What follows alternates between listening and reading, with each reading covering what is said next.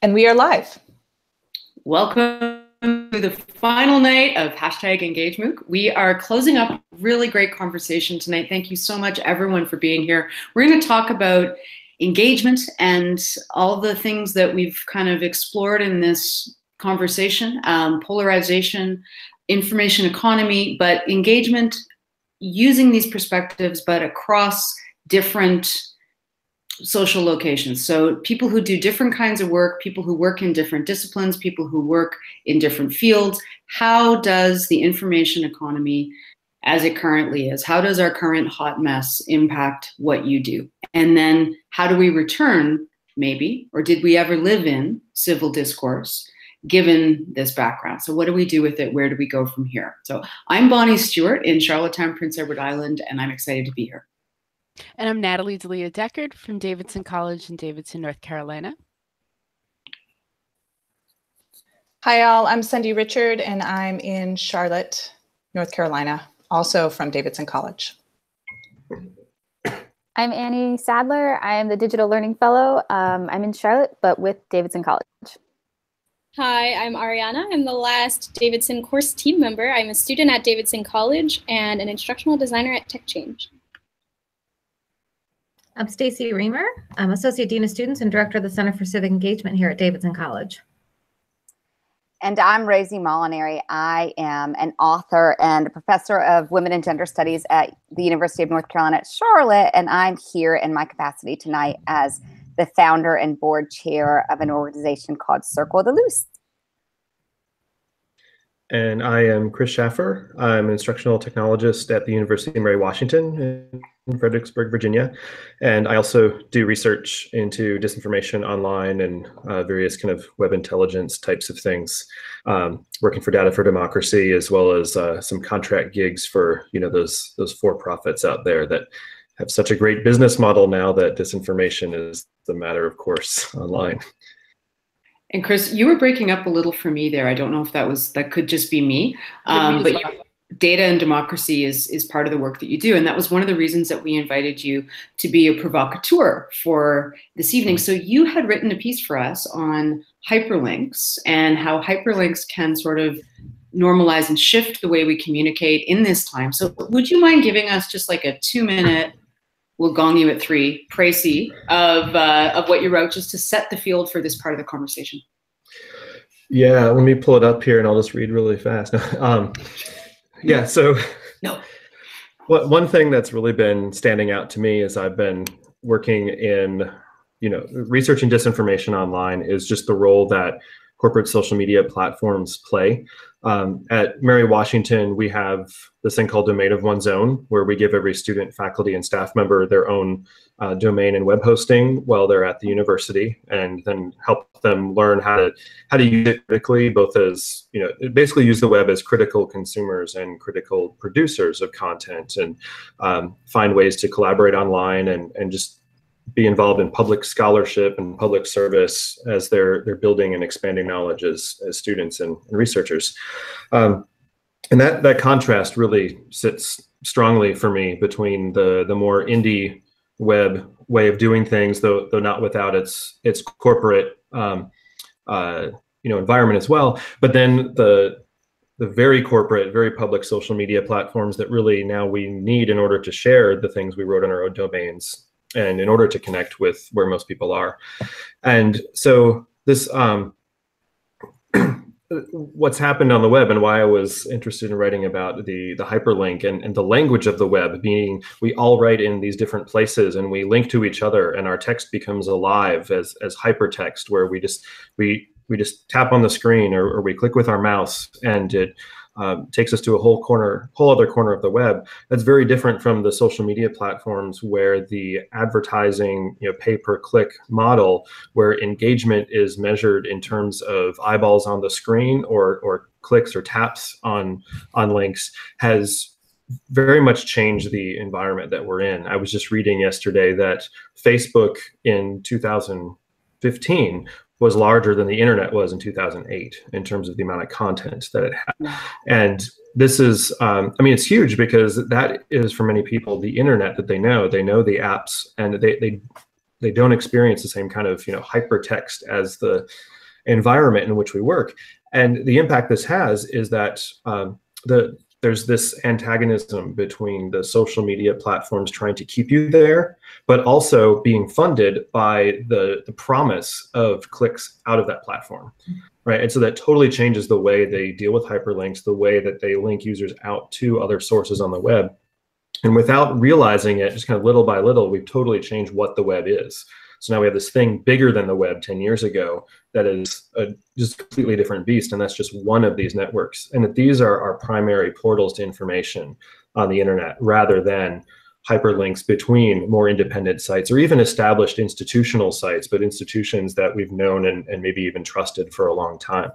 And so that change is really big. And I wanted to draw attention to how even just that small thing that we take for granted, the hyperlink, not only is it really powerful, but it's dying away, because even though we can click on links, they do very different things. They send data away from our computers when we click. They connect us to places that have paid for us to come in, and the site that we're on is fighting hard to get money out of those people paying for those links while getting us to click on as few of them as possible. And it's just a totally different internet, and it totally changes the way we work online. What I loved about your article was it made me realize that, and I've been on the web for the whole of the last 10 years, and this course wouldn't have made sense in 2008, because the conversation just wasn't the same. The question I wanted to ask, this shift that is particularly the shift of the last 10 years or so, or maybe even the last 5, how is it impacting in your field of work? So you've told us you both work as at a university, you had in music, is that right? Bonnie, Sorry. you're breaking up a little bit, right? I We've think lost you. Ask him again later. Kris, are you still there? Yes, I can hear you now. Okay. Sorry. Okay. What I want, just, you do 3 things, right? You have a background as a music in higher ed, and oh, I'm breaking again. It's okay. Somebody else can. Yeah, I think I'm going to finish Bonnie's thought, and you guys let me know if I break up as well. Kris, what we're hoping to find out is this work in the hyperlink and the ways that it's quickly becoming obsolete, and what that means negatively for the internet as a whole, and legitimacy more specifically. How does that affect the work that you do day to day? Yeah, well, when I mean, I've only been at Mary Washington for 2 years, but when we work with students and faculty trying to build their own information spaces on the web and tap into things, it's absolutely essential that it goes through those corporate platforms for there to be an audience. And that wasn't always the case. When I first started building an audience and relationships as a blogger, I largely built that by following and commenting on other blogs, leaving my URL behind. And then social media started coming into that a little bit more. And now we're at the point where, I kind of put it to my students, social media or domain on one's own, and they had to go with social media if it was an either or. Now, the optimal for them was both, but it's a different kind of situation when you're writing for the web and going out there and building these organic relationships versus going through social media. And it's kind of like what I've read and experienced a bit about, like, social activism and organizing. We're now at a point where it's really easy to get people to come out for an event one time, but a generation or 2 ago, to get people to come out for an event as activists, as protesters, demonstrators, boycotters, there was so much groundwork and relationship building that had to happen before, that when that event happened, it was the pinnacle of all this work, and you could really capitalize on that network that you built to go forward with some more work. And I feel like that's kind of, those of us who were early or early-ish bloggers and builders on the web, we have some of those relationships, and we've kind of navigated that space. But now we're at the time where really quickly you can get an audience, but it disappears so fast because they're seeing other things in that same channel. So it's that same kind of phenomenon. And so thinking about this, we're a public institution, and a lot of our students are very socially minded and activist minded. You think about doing public good, whatever that means, from your political, ethical, moral background. In order to do that work, we're running into the same problem that the social activists are in our ability to share our knowledge in a way that's good for the public. I want to turn to Rosie, because a lot of the things that Kris is saying right now are making me think about the ways that Circle de Luz has existed in this moment and in this digital space, and the ways in which Circle de Luz and Rosie, you have made it work for the organization, but some of the difficulties that you've had. I'm wondering if you can speak to that.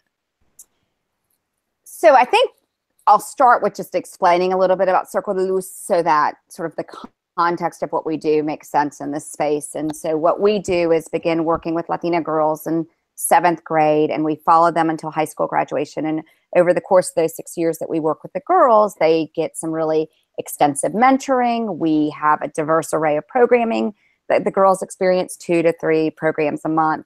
And then when they graduate from high school, they each receive a minimum of a $5,000 scholarship to support their higher education.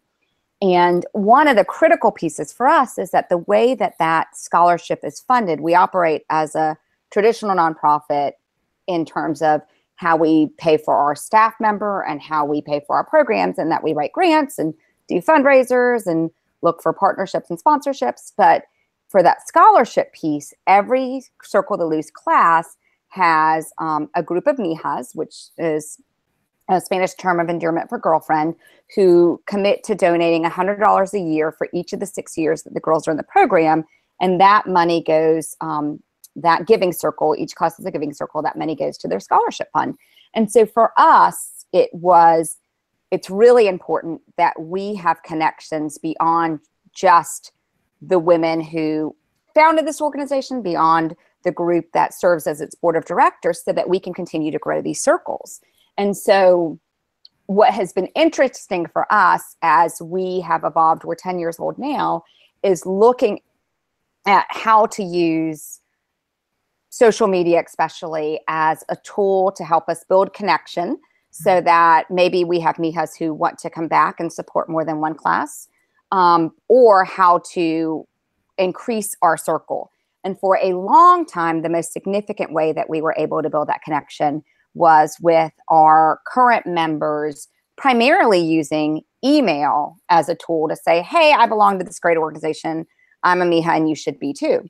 And what we recognize is that we have to really be able to diversify how we reach people and not just rely on our current circles. And so I'd say that probably in the last 2 to 3 years, we have become much more deliberate about our social media usage and our connection and what our website does, all the while being fully aware that we have one part-time staffer. And so her ability to really focus on that one area when we're also putting on 70 programs a year and she needs to book all that stuff has been limited. And so many of us, from a volunteer perspective, pitch in on our conversations out in the social media space. And so what I have found interesting is trying to navigate amplifying our message, amplifying ways people can be connected to us, amplifying the issues that our students face, whether it's from immigration or immigration issues, the DREAM Act and what's going on currently right now, the price of higher education, all these different pieces, and figuring out sort of the puzzle of navigating that. And while most of us are a little bit older and aren't really digital natives. And so that for us has been this interesting piece of, as advocates and activists around issues that affect young women of color, how do we have a more prominent voice in this space? How do we have a consistent voice in this space? And how do we both engage people who want to do this work and educate people about why these opportunities matter? And so I feel like we are still really sort of in the infancy of figuring out our best way to have constructive, productive, didactic social media presence. But it's something that I feel that we're learning a lot about, and that we're seeing the rewards and sort of the dividends from in that work. Yep. I think that absolutely, that gets to the heart of it. I want to touch base with the digital natives that are on the call. No, we can't use the word digital natives. Sorry. Well, first I want to speak to Bonnie about my use of a terrible blasphemous term. And then Annie and Anna, what have been your experiences trying to build initiatives, be heard, and if you've had any experience in well, you know what, I'm just going to leave it to both of you.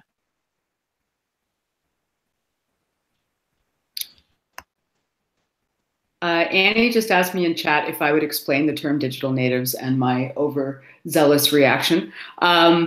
The term digital natives was brought into popular circulation by Mark Prensky in 2001.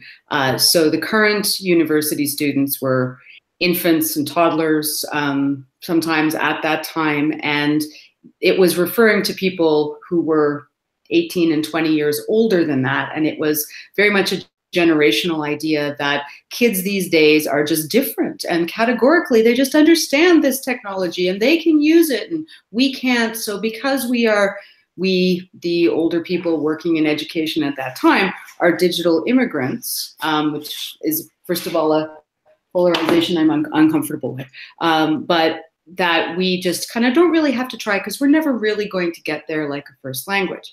What it ignored was that often practices and digital practices are not actually about generation, but very much dependent on the kinds of things that people are introduced to. And what it led to, because it was hugely circulated and very commonly adopted, and it led to this whole, we don't need to learn as educators. We don't need to learn the stuff because the kids will just bring it into their work.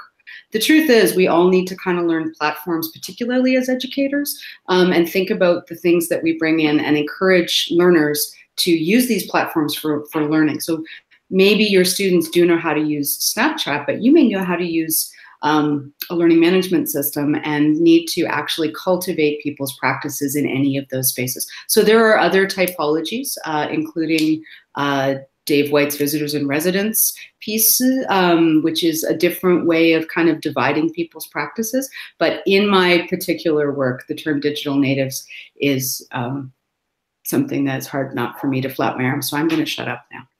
Okay, yeah. Thank you so much for clarifying that. I was just wanted to hear about what you were digging into there. So I just wanted to answer Natalie's question about what it's like to be in this digital era as we are, I suppose would be the way to reframe that term then. And to also be engaging as students and as community organizers. And I think there are a couple of things that come to mind when I'm thinking about how that changes when we're in this digital space. And the first comes from personal experience. I think that a conversation that I've had in a lot of queer and trans communities is the way that online spaces, especially for people in the millennial age group, is a unique opportunity for us to actually be able to form a connection to a community that you might not necessarily be comfortable identifying in person yet. So the experience of millennials who are able to actually explore issues related to their identity that maybe aren't actually available to them in person, or they're just not comfortable confronting yet, is something that's been incredibly empowering as an experience. And I think that having these resources available online has been really helpful, as well as the ability that is somewhat diminishing now with the development of these single sign-on platforms for individuals to be able to actually create usernames for themselves that didn't require them to actually identify authentically. So that's one thing that I know that's come up in Twitter chats a lot that comes to mind when I think about what this digital engagement work looks like. But second thing that comes up is definitely this idea that other people have brought up throughout this entire course, but as community organizers, how the different platforms that we're talking about has completely transformed our engagement work. I know that at least from a student organizing perspective, there's entire committees talking about how we can make sure that our engagement is not just engagement in terms of how much we're actually doing in terms of furthering demands on our campus, but also engagement in terms of what our literal engagement metrics look like on Facebook and Twitter, because that is just as important. If something is going viral, it's just as much of an impact to us, rather than, or like in addition to the impact that's coming from how far our demands are going, because that engagement actually furthers our engagement in person. So those are two things that come to mind about how that specifically speaks to our experience as organizers and as students. But Annie, I would love to hear any other further comments that you have coming from your own perspective. I have a pretty different experience. I am someone who, if you've been following the course, I just joined Twitter a week ago. So all of this is really new for me.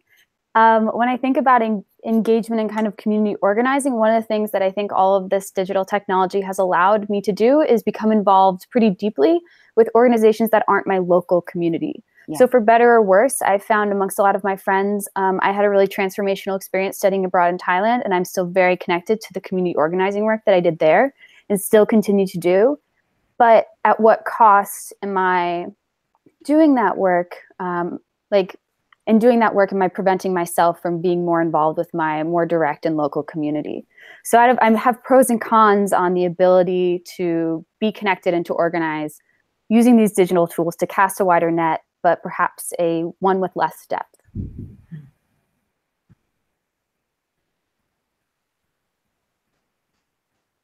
Stacy, do you want to jump in there? Sure.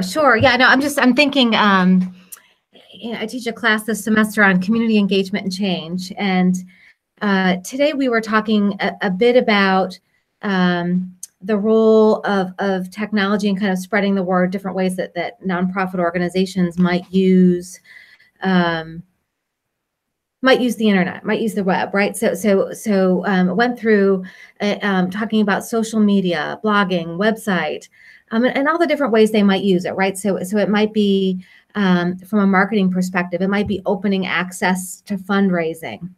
And then we went down this really interesting conversation related to intent, and how things like social media can increase excitement about a particular issue. So think of it in terms of like excitement and engagement, right? So social media might create excitement for something, and someone on Facebook might like a particular organization's efforts. But that can then feel like their engagement, and then that decreases something like donor behaviors, for example. And so I think it's interesting to think about, for nonprofit organizations, this can do a whole host of things, and in some cases, it can do quite possibly the opposite of the intention. This is constantly moving.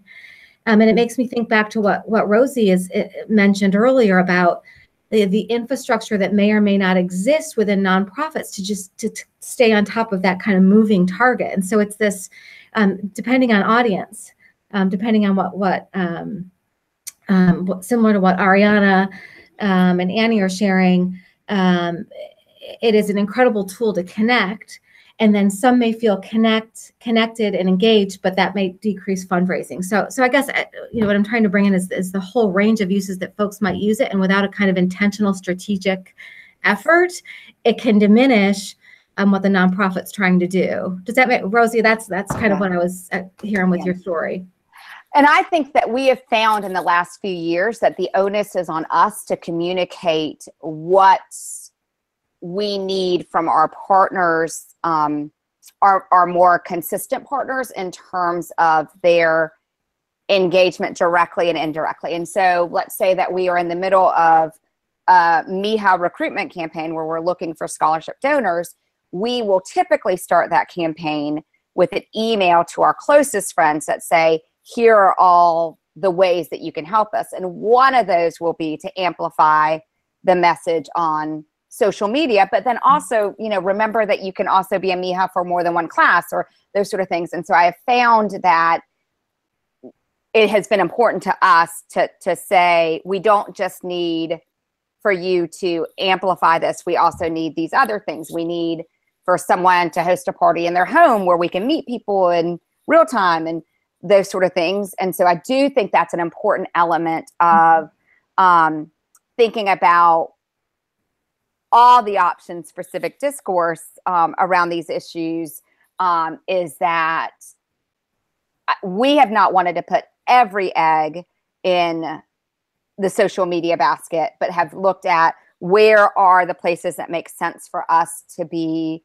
social in the sort of World Wide Web space, and then what does each channel, how is each channel different for us? And so what does Facebook look like for us versus what does Instagram look like for us versus what Twitter looks like for us? And each of those spaces has a little bit of a different personality for us in terms of what we're doing there. And I think that has been important for us to navigate and figure out. Kris, I was wondering about your response to some of the things that Rosie's saying, that Stacy's saying, and that Ariana and Annie are saying. What's your thoughts coming out of that? Yeah, so I spend my research time looking at some darker sides of the internet and online engagement, and am I better if it's just audio? Can y'all hear me? Kris, we're having a hard time hearing you. You might want to try your bandwidth again. Sorry about that. Yeah, I turned it on all the way. Just audio only now. Is that better? Yeah, that's much better. Okay. Yeah, so I lied. The darker sides of the internet. And so that, can y'all, am I back now? Yeah, you are. Okay.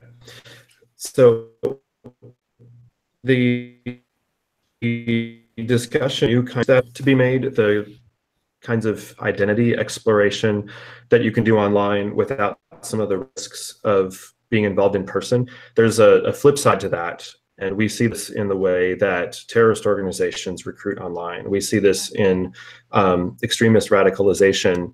In particular, I'm thinking about self-radicalization as a process that has happened for a lot of white supremacists and ethno-nationalists in the US.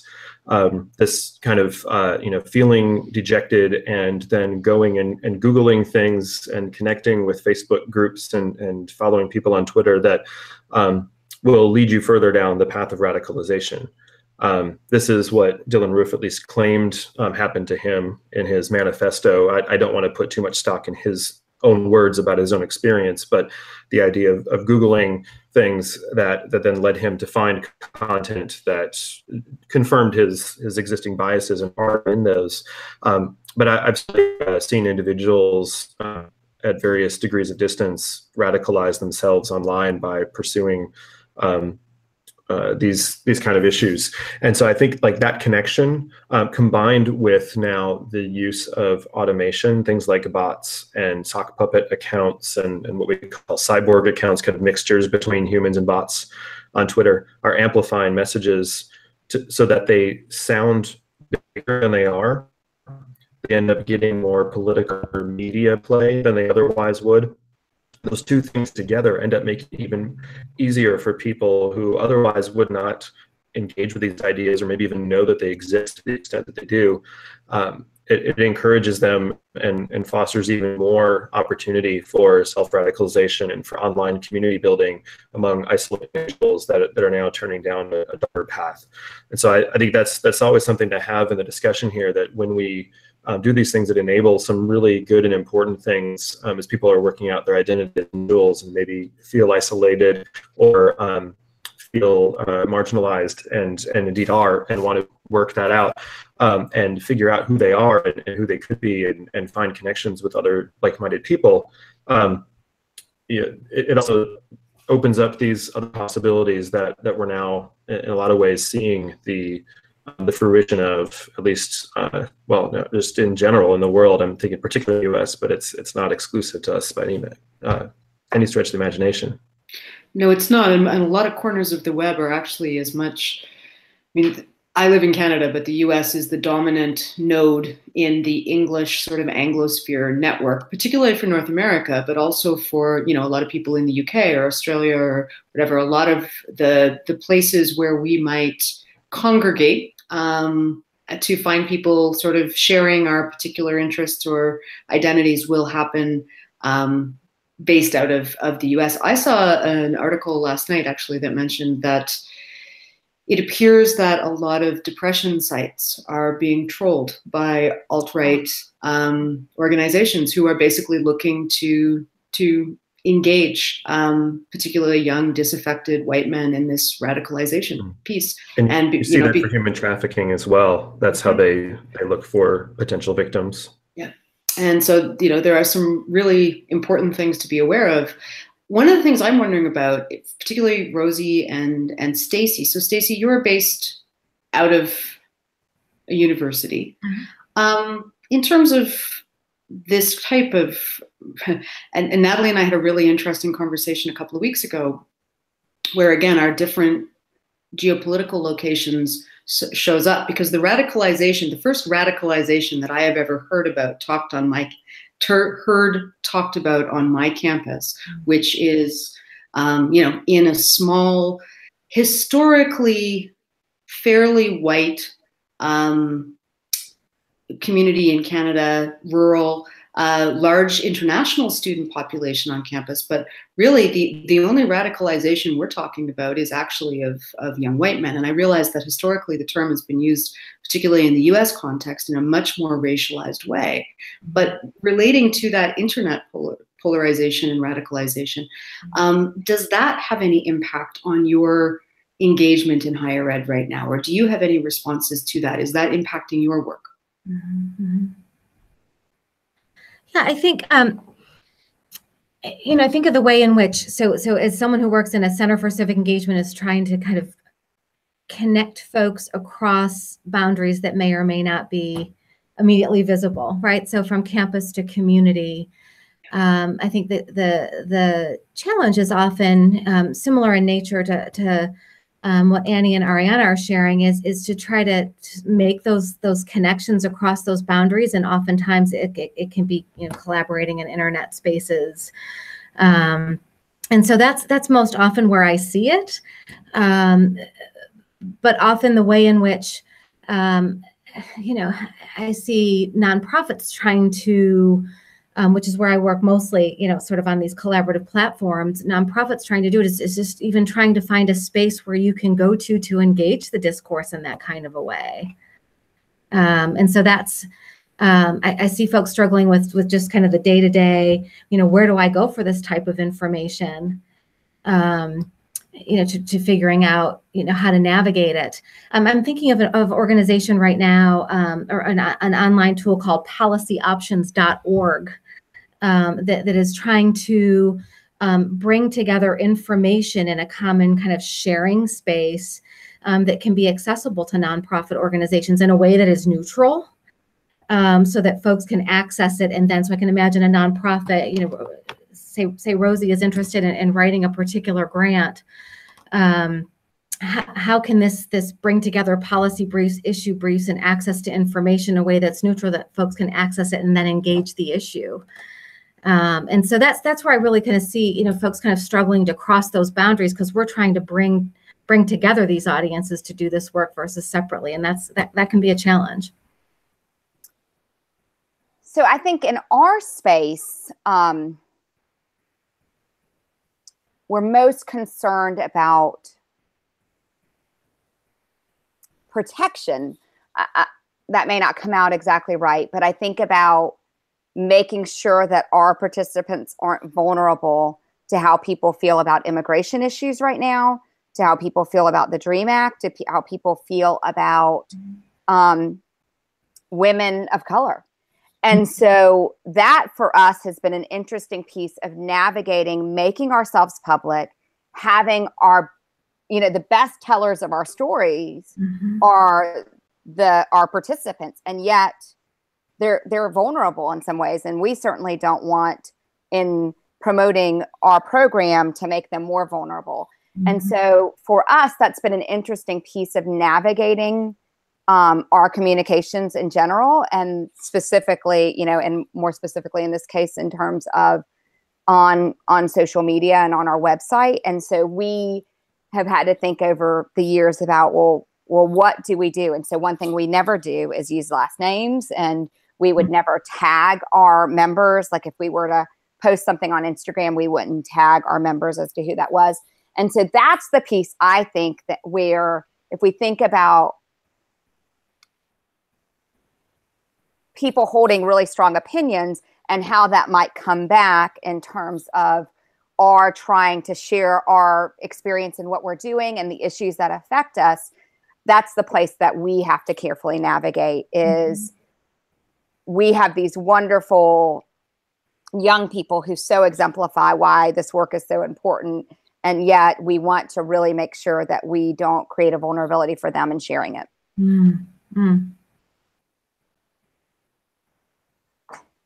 Well, yeah, I'm hoping my bandwidth works now, but we've run into a similar situation with our student public work at Mary Washington.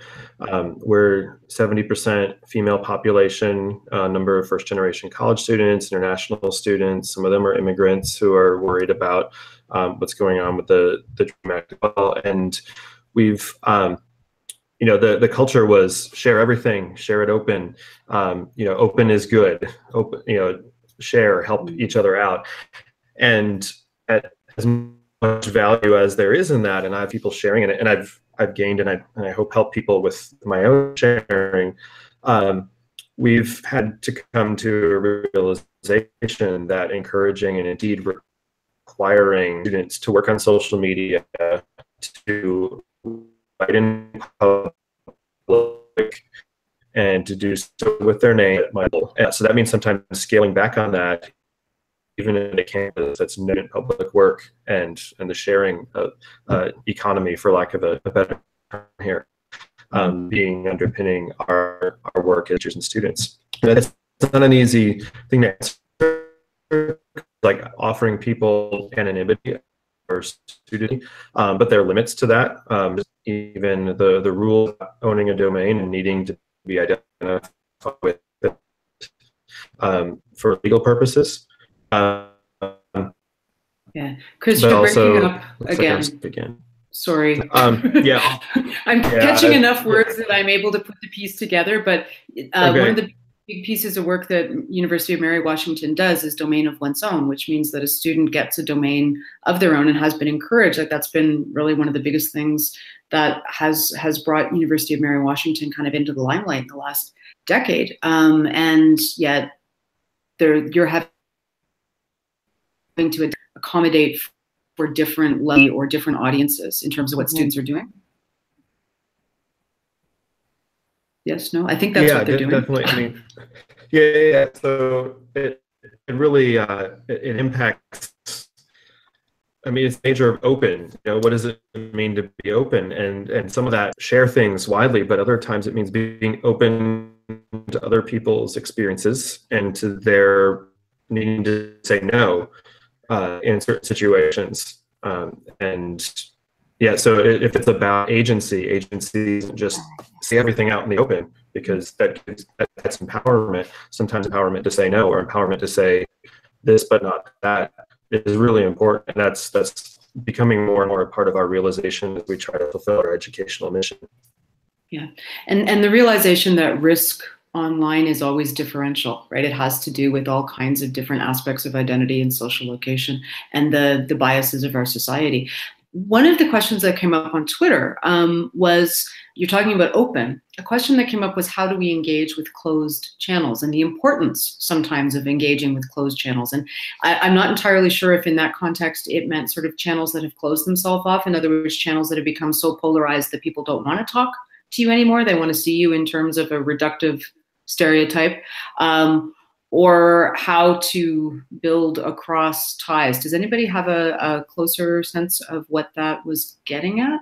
I'd love to bring that question to Stacy or Rosie? I'm not sure what the background on the question is, but just thinking this out before we turn it over.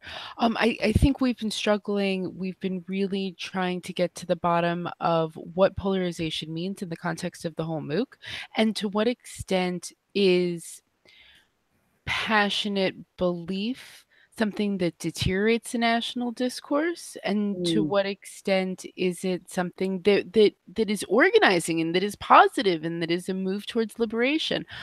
There's something in this idea of closed channel, I think, that potentially gets to that. Rosie, you were talking really eloquently about the ways that you have to protect the vulnerable populations that you work with from being sort of exposed. And then, right, this idea of there are communities that people that suffer from depression create on the internet, and they're being, I'm going to use the word infiltrated, right, by these armies of trolls seeking to move into these close communities, right, for completely different purposes and pull people out of them. It seems to me like those are two completely different actions in a way that it hasn't been for 2 weeks. We've been talking about, okay, well, different sides of the political spectrum, but what distinguishes? I'm wondering, I think, how much, Rosie, how much, Stacy, you're seeing that being able to use online spaces is allowing you to really create a community in the way that the queer trans community that Ariana was talking about. All of a sudden, there are these really inclusive spaces. And then I'm wondering if you've heard of organizations or individual people that have seen those close communities, people trying to break them open.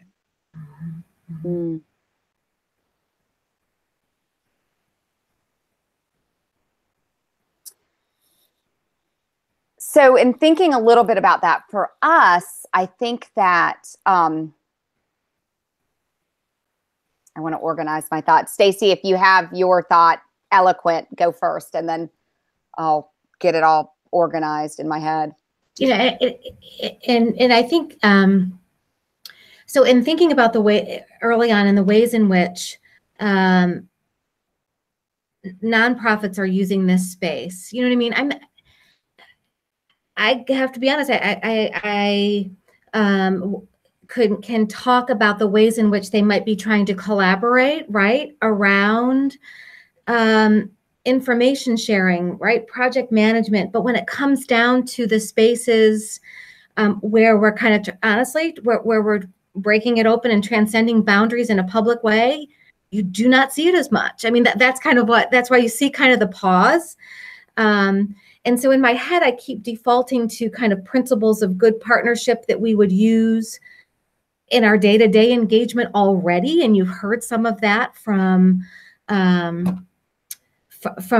Rosie. I mean, this notion of reciprocity, this notion of telling a story and the fine line of that story.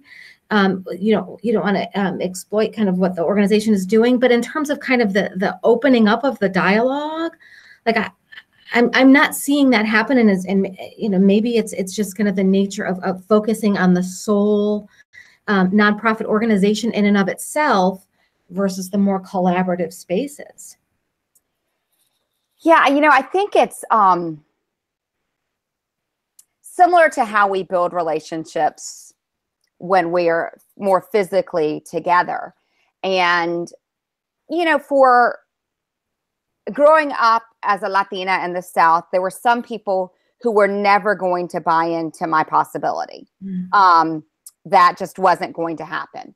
But then there were others who may have had doubts about what my abilities were, but were willing to stay in space with me enough to get to know me and to recognize, oh, okay, you know, this is a possibility for her, or this is what she's capable of, and might have rewritten their script for a moment, either about me, or perhaps it would ripple out and rewrite the script in their thinking about Latinas in general. And so I think there's something similar that happens in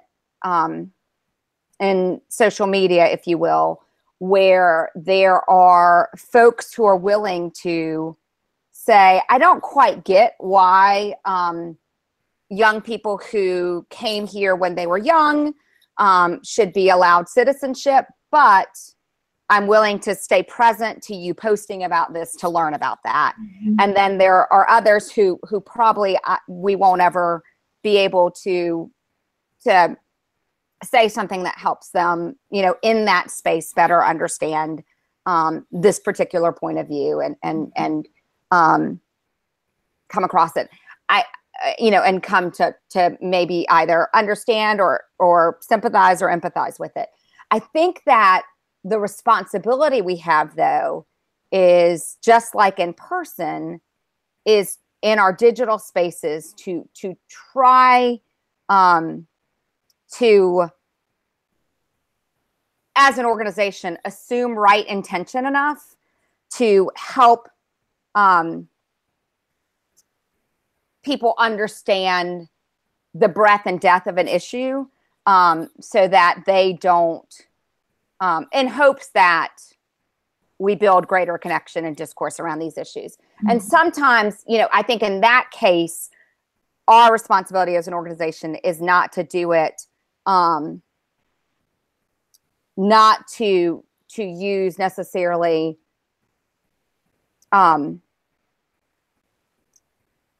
let me rephrase this. In that situation, I like to use the experiences that our leadership has had with those issues, as opposed to one of my 7th grade girls. Mm-hmm. And so I just very recently, we have never participated in Giving Tuesday until this past year. And so in participating in that, I shared an incredibly personal and difficult story that I haven't told very many people, about my guidance counselor's reaction to my goals when I was in high school because I was Puerto Rican. And it was fascinating. I shared it on my own social media and Circle of the Loose, you know, reposted it. But one of the places where it was really fascinating to see the reaction was people from my high school reacting to what I was told in high school. Mm-hmm. And their thoughts about what, I can't believe that was said to you, or, you know what, and I didn't name the person, but they were like, that there was a person in that office that said something similar. I wonder if it's the same person.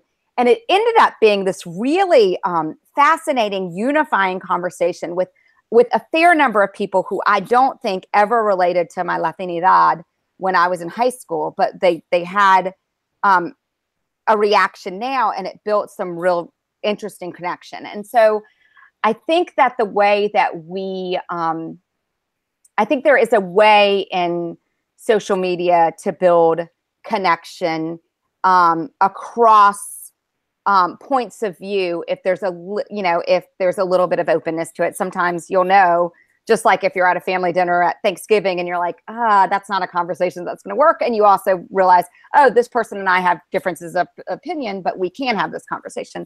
I think you can see the same thing in social media, and then begin to navigate how to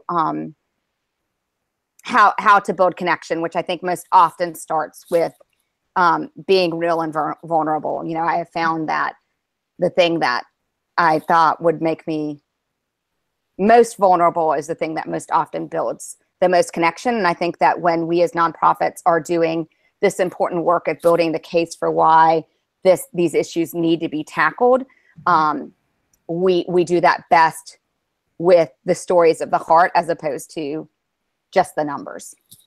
Yeah, Rosie, I love the way that you framed this conversation about the closed channel and the closed community, and to how we can actually use these digital spaces as ways to open these closed communities, either for increased, you know, empathy from different communities that might not actually be experiencing that, or for community ourselves.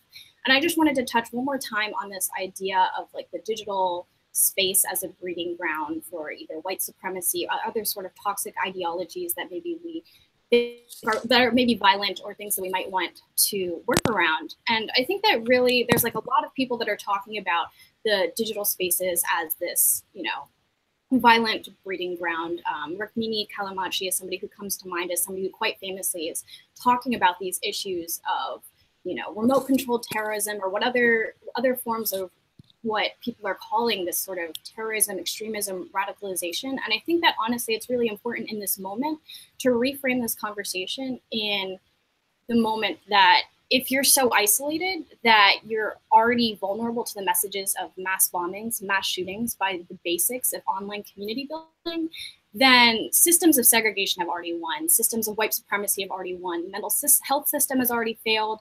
Public education system has already failed. And ultimately, there is no digital solution to that problem. Like, I want to keep pushing back as much as possible against this idea that digital spaces are uniquely a breeding ground for this type of ideology, when that would not be possible without our physical reality, our schools, our system of governance serving as the breeding ground for this sort of ideology. Yeah, and I totally agree with you about, like, the white supremacy has already won if you get to that point. And I think that's a really important message, because it's easy to blame it on the technology that made people get to the point where they were searching black on black violence in Google. Like, when Dylan Roof was at that point, he was already, 1 foot over the edge anyway, right? But on the other hand, what we're seeing right now, and I've been talking to some lawmakers and some journalists about this who are trying to make some changes here. The big platforms right now are tuned in such a way that they're more amenable to certain ideologies and certain kinds of messages than they are to others. And so those messages are getting falsely amplified online and giving people an access to them. And so there's actually 2 layers of help for the white supremacist who is radicalizing online, where there might be 1 layer of help for someone else who's working out some other kind of issue. And that's where I think the problem is, that it's shifting. It's not only making some things possible and building some bridges, but those bridges are more fortified and more long-reaching in some areas than they are in others, because of the way the platforms are built and the way that certain communities have figured out how to use those platforms for their own ends. And that's where, like, in my investigation, that's where I'm trying to push things to see, like, how Google and Twitter and Facebook in particular could do things differently to not amplify the voices that are marginalizing others, but instead be used to amplify the voices that are marginalized. Yeah, I think that as opposed to, I don't particularly see digital spaces as uniquely breeding grounds for anything, but there are tactical uses as well of digital spaces and the way that they work that have been pretty actively by large groups.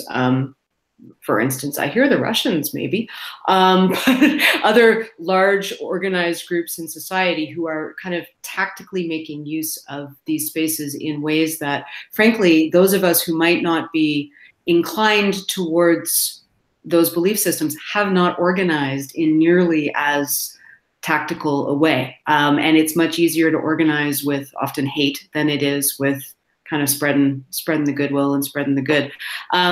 Matt Crosland is somebody who's been participating in Engage MOOC, and he has both mentioned that, particularly in certain pockets and communities, and he's speaking from a US point of view, but there are places where I think maybe those systems that you're talking about, Ariana, kind of have already failed, right? With this whole conversation around arming teachers in Texas, where he is, that's already a fairly dominant reality. And so when, I'm up here in Canada going, my stars and whisk, because I mean, I've been a teacher for 20 some years. I've never been the largest person in my class. To me, the idea of arming me is not only ludicrous, but incredibly dangerous. But he's saying, well, this is actually reality where we are. And unfortunately, the capacity to spread things, via these channels does amplify, does speed things up. He also, however, today wrote a really interesting post that I just retweeted in the hashtag EngageMOOC on Twitter. And if you have a chance to catch it, he's talking about Facebook threads. And we have all heard the maxim that you cannot convince anybody, right, of anything in a Facebook thread. So we've all been on kind of somebody's Aunt Norma's terrible thread where this person crawls out of the woodwork and someone engages them, and it just goes back and forth forever, and has actually had some success with seeing small changes. And part of what he's kind of pointing out is that even in polarization, we all have constellations of belief. And a lot of those constellations of belief, and I'm totally putting words in his mouth here, this is kind of spreading on, but most of our beliefs are not along a single linear pole to pole frame, but rather spread out. And what's happened is in particular recent years, it's become easy to reduce particular constellations of belief to larger poles, but people within kind of those groups do have multiple things that they tend to believe. And if you are able to engage with them, and if you are, I mean, Matt is a white male who is able to engage in a way that a woman, or particularly a woman of color, might not in public without getting a different kind of response. But he keeps stepping up to engage and is saying, actually for him, he's starting to see that every now and then if he engages on a certain topic, he will see a shift. So that overall, to Ariana's point, that maybe we shouldn't give up on any of this. We shouldn't give up on the digital spaces. We shouldn't give up on any of this, that this work is important, and that we, you know, if we're going to get to some place of civil discourse, we need to keep doing it. So I want to close by throwing out to everybody kind of what do you want to keep doing? What are we going to keep doing? What kind of conversations are we going to try to keep having?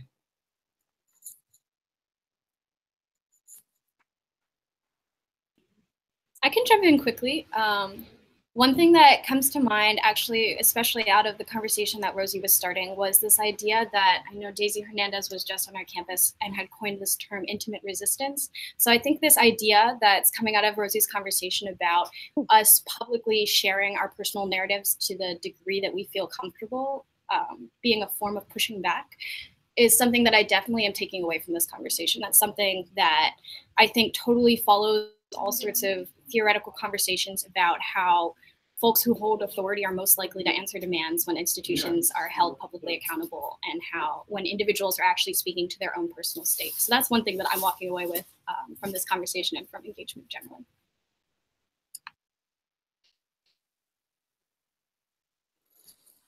I just want to add in here, because I think it was spoken about by both Rosie and Stacy and Kris, is the hard work this is. Like, it's a lot of work.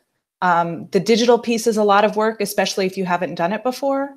And so for me, I think, you know, keep at it. And the frustration only becomes dealable when you are with other people. So whether that is in your local space or online, or both, hopefully, that those people kind of help you with the hard work.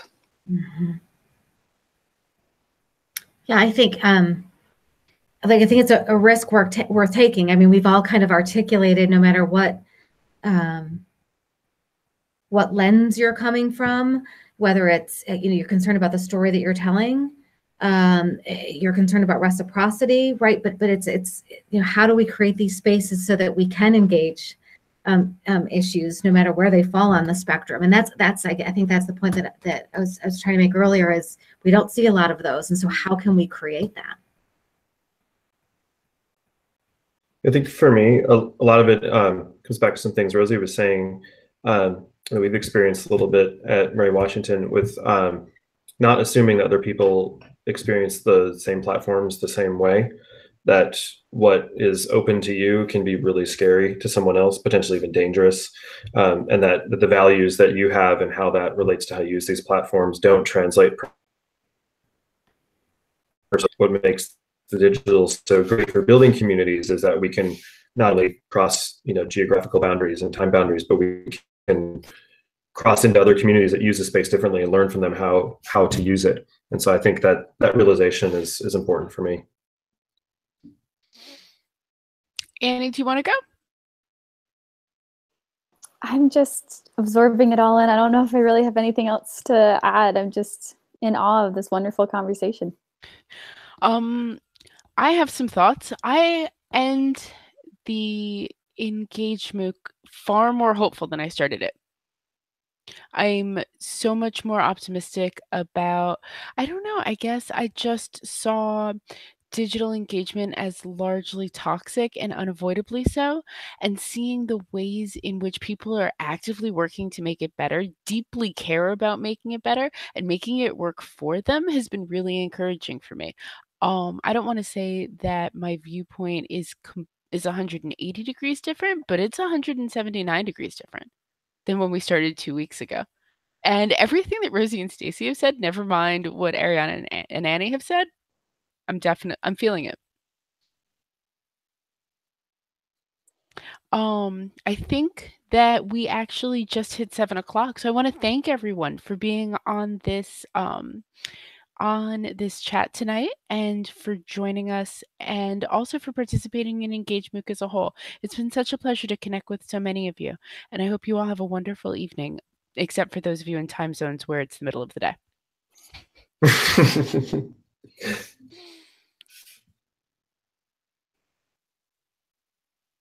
Bonnie, you're muted. Bonnie, sound. Thank you. It's amazing I hadn't done that till now. I just wanted to jump in. I want to thank you, Natalie, Sundie, Ariana, Annie, Kris, Rosie, Stacy, for closing this out with us. When we started this conversation about even holding this MOOC, my interest was actually in convening a conversation around what does it mean in this time. I wanted people to think with.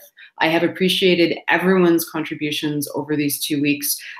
We've had a ton of really interesting conversations in edX, on Twitter, through these Hangouts, multiple channels, people's blogs. This stuff will all remain live, I think, for a year, at least in the edX channel and the Contribution Hub. And we encourage people to continue to connect with people. So if you're wrapping up the course and thinking, okay, I got something out of these conversations, keep connecting with those people that you enjoyed the conversation with. Keep connecting with us. Let's continue to have these conversations about how we do better. I have lots of appreciation. Thank you so much. And we're out. Engage MOOC. Take care.